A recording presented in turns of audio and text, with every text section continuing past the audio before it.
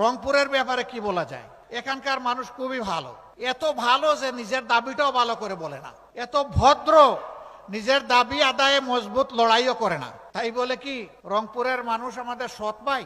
আমরা পরস্পর ভাই ভাই, কিন্তু 54 বছর কি আচরণ করা হয়েছে রংপুরবাসীর সাথে, এর সাক্ষী আপনারা, আমি নই। এই বিভাগ কি অপরাধ করেছে? বাংলাদেশের শস্য ভান্ডার এই উত্তরবঙ্গ, কিন্তু এই শস্য যারা ফলায় তাদের মুখের দিকে তাকানোর কোনো দায়িত্ব কি সরকারের নাই? যদি থেকে থাকে তাহলে প্রতি বছর বর্ষা আসার সাথে সাথে এই এলাকার মানুষ আতঙ্কগ্রস্ত হয়ে পড়ে কেন? তিস্তা, ধরলা, ব্রহ্মপুত্র, করতোয়া, এই যে নদীগুলো, এগুলো আল্লাহর দান, বিশাল নিয়ামত, কিন্তু দশকের পর দশক এই নদীগুলার উপরে অত্যাচার করা হয়েছে, এগুলাকে জীবন দিয়ে রাখা হয়নি।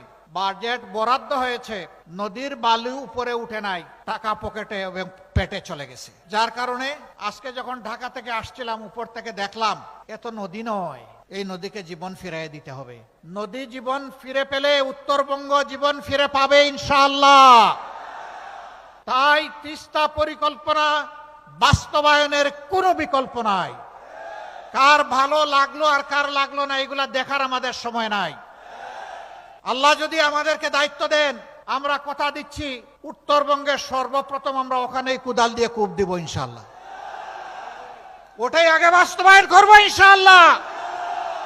এই তিস্তাকে জীবন দেওয়ার মাধ্যমে গোটা উত্তরবঙ্গকে আমরা জীবন্ত করে তুলবো ইনশাআল্লাহ।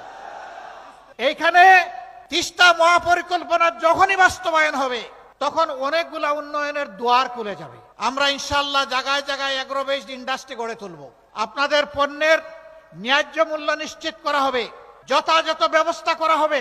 ফলমূল যা ফলে উত্তরবঙ্গে, তা দিয়ে সারা বছর বাংলাদেশের মানুষ আনন্দে খেতে পারত, কিন্তু এগুলা সংরক্ষণের কোনো ব্যবস্থা নেই বলে খুব তাড়াহুড়া করে পচে গলে অথবা বিক্রি করে সব শেষ হয়ে যায়। আমরা এই যন্ত্রণা থেকেও উত্তরবঙ্গের আমাদের চাষি কৃষক ভাইদেরকে বের করে আনতে চাই। এখনো মান্দাতার আমলের কৃষি ব্যবস্থা এখানে চলবে কেন?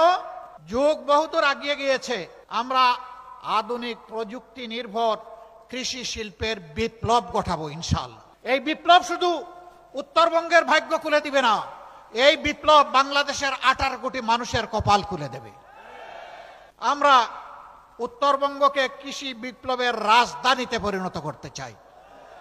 কৃষি প্রযুক্তি ভিত্তিক বিশ্ববিদ্যালয় গড়তে হয়, তাই করা হবে ইনশাআল্লাহ। ইন্ডাস্ট্রি স্থাপন করতে হয়, সেইটা করা হবে। সরকারি, বেসরকারি এবং যৌথ উদ্যোগ সবকিছুতে যদি আমরা সেই উদ্যোগ নিতে পারি, বিদেশিরাও এখানে বিনিয়োগ করতে আসবে। এরকম যখন ইন্ডাস্ট্রিয়াল বেস হয়ে যাবে, আর উত্তরবঙ্গের মানুষকে ছোট্ট একটি চাকরির জন্য পেরেশান হয়ে ঢাকার দিকে ছুটতে হবে না। উত্তরবঙ্গই ঢাকার ফ্যাসিলিটি ঘরে ঘরে এনে দেবে। আমরা চাই না উত্তরবঙ্গ আর বঞ্চিত থাকুক। বলবেন যে এরকম তো যুগে যুগে অনেকেই বলেছে, তার নিশ্চয়তা কি? আমরা 5 আগস্ট বলেছিলাম আমরা কথা রাখবো, হে জাতি আমরা মজলুম, কিন্তু আমরা কারো উপর থেকে প্রতিশোধ নিব না।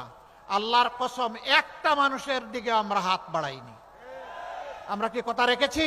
আমরা বলেছিলাম আর্থিকভাবে আমাদেরকে ক্ষতিগ্রস্ত করা হয়েছে, কিন্তু তাই বলে আমরা চাঁদাবাজি করব, এটা হবে না। আমরা কি চাঁদাবাজি করেছি? আপনাদের সাথে দেওয়া কথা আমরা রক্ষা করেছি। আমরা বলেছিলাম আমরা মামলা বাণিজ্যে নামবো না, আমরা নামি নাই। আমরা কি কথা রাখতে পেরেছি? ইনশাআল্লাহ আমরা কথা রাখবো। আমাদের 2 জন ভাই মাত্র 5 বছরের জন্য 3টা মন্ত্রণালয় পরিচালনা করেছিলেন। সততা, স্বচ্ছতা এবং দক্ষতার সাথে তারা সেই মন্ত্রণালয় পরিচালনা করেছেন। তারা সৎ ছিলেন, তারা স্মার্ট ছিলেন। তাদের দিকে কেউ আঙ্গুল তোলার সাহস করে নাই যে এই মন্ত্রণালয়ে অপরাধ হয়েছে অথবা এখানে স্বজনপ্রীতি করা হয়েছে, এটা বলার সাহস কারো হয় নাই। কেন জানেন? তারা আল্লাহকে ভয় করতেন। আমরা যে কথাগুলো আপনাদেরকে বলছি, আমাদের সবগুলা কথার সাক্ষী হয়ে যাচ্ছেন স্বয়ং আল্লাহ রাব্বুল আলামিন। আমরা সেই আল্লাহকে ভয় করি। আল্লাহকে ভয় করে আপনাদেরকে সাথে নিয়ে, আপনাদের সাথে পরামর্শ করে উত্তরবঙ্গকে নতুনভাবে সাজাবো ইনশাআল্লাহ। এই সাজানোর কাজে আপনারা জান প্রাণ দিয়ে, ভালোবাসা দিয়ে আমাদেরকে কবুল করবেন। আলহামদুলিল্লাহ।